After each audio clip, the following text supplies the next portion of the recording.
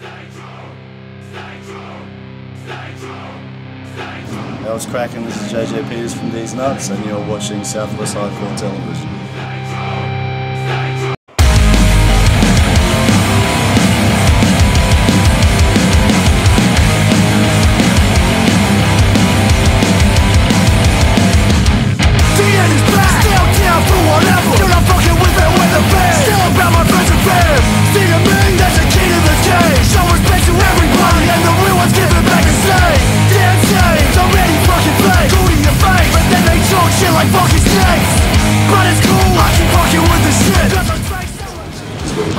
If it wasn't for them, I probably wouldn't have gotten as far as I have.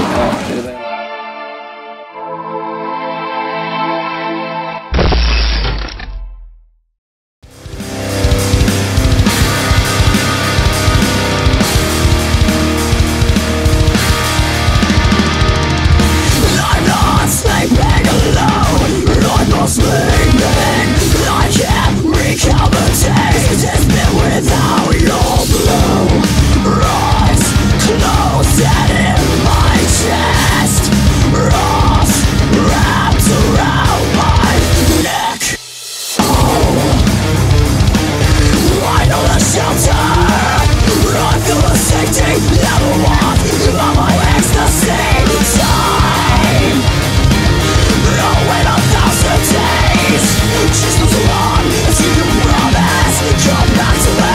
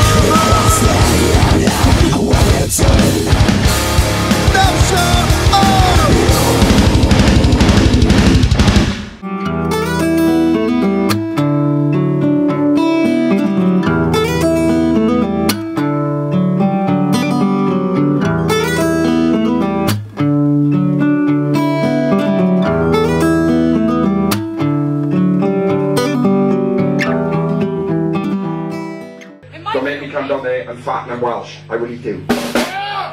Anyway. 1, 2, 5,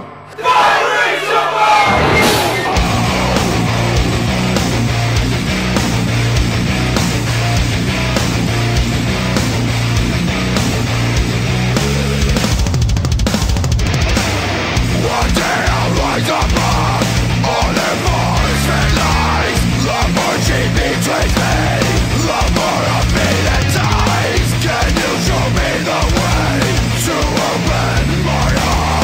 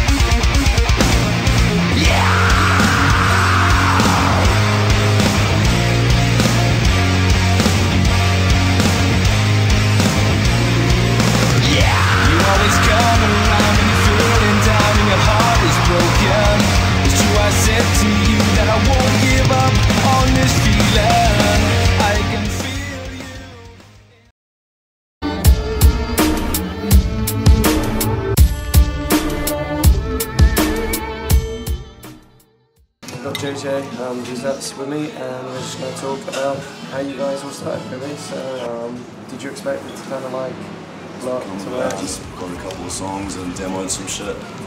Just out of boredom pretty much, like once Punk broke up, like a lot of time on hands. And yeah, demoed a couple of songs just to see how it would go, just for a laugh, to show my mates, and then put it up on the internet and kind of started taking off, and then someone wanted to put out the EP, and then everything just kind of snowballed from there.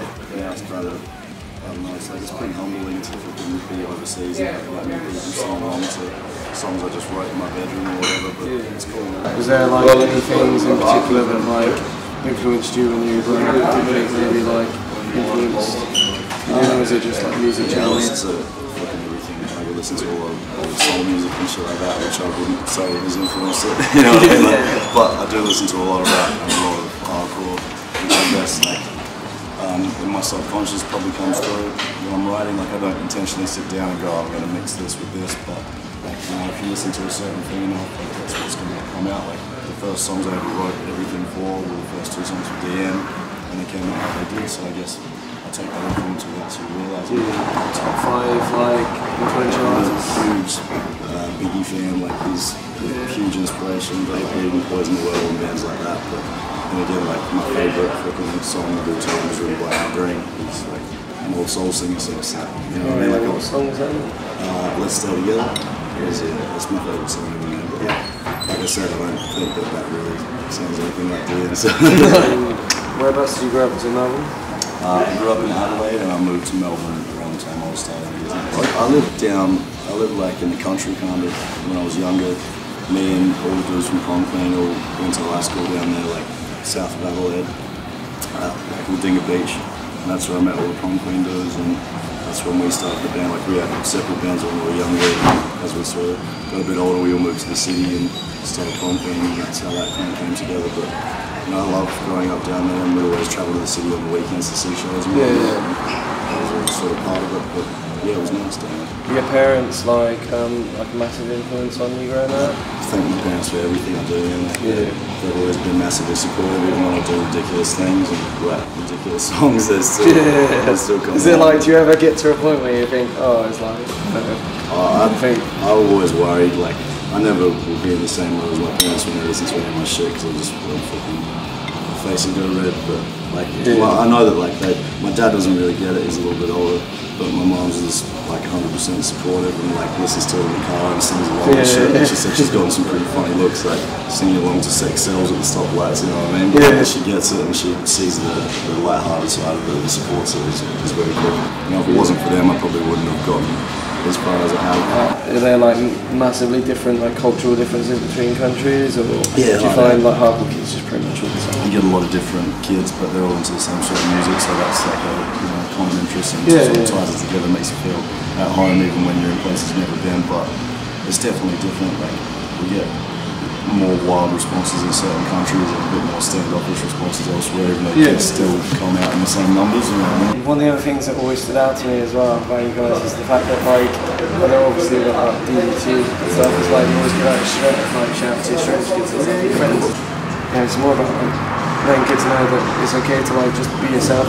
Well, I choose to be a fucking drunken fuck up, but I don't encourage that for other people, you know what I mean? Like, that's for me, but you know, like a lot of my friends have been fucking edge for like over a decade. It's like weather and trust stuff and all that like stuff. all those dudes, man, like they still fucking, you know, they support what I do, I support what they do, and fucking, you know, that's not what defines somebody. Whether you have a drink or not does not define you as a person, you know what I mean? Like, it shouldn't. And so that's why, even though I like to sing about what I like to do, I still want to make it clear that it's fucking, you know, it's cool with me if you want to be edgy, you know, fucking no power to it. So where are you going on from here?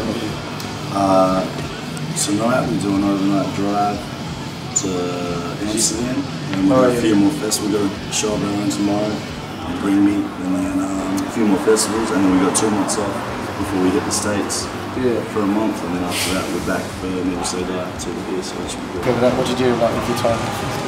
Oh, well, I do pretty much what I do on tour, just minus the shows. You know what I mean? But like, I go a little bit stir crazy when I'm at home for too long.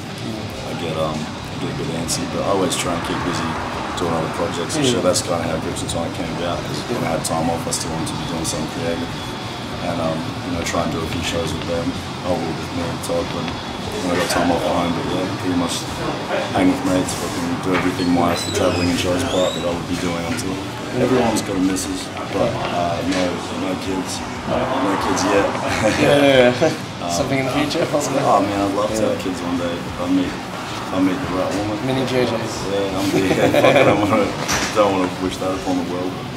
Yeah, one day for sure I'd love to have kids, man, but I'm probably not in a position to be doing it right now.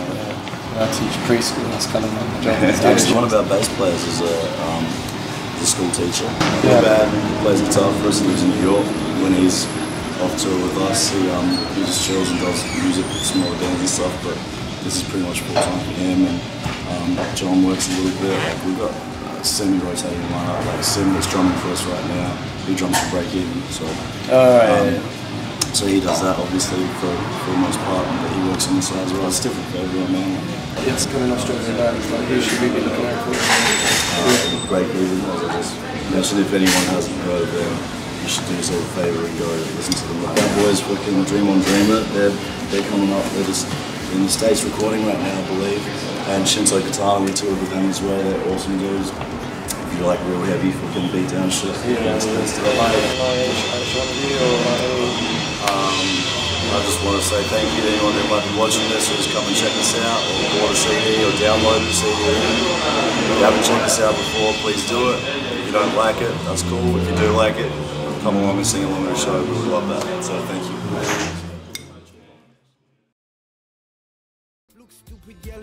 Take a walk in my shoes, win a million before you fill them boots. No regrets, no grudges, no hate left in me, so I'll take those with me. Contemplate my living, concentrate my giving to those I love. Stop aiming at the raised brows and shoulder shrugs. I learned young from the older thugs, a whole lot of bullshit I can't control or budge. If I ever made you cry or stole your lunch, I pass responsibility to the older nuts. If I could get on like nothing matters, I'm trying to live a life drunk and candid. I'm only getting what I fucking asked for. I'm only living life. Brucey, turn it off.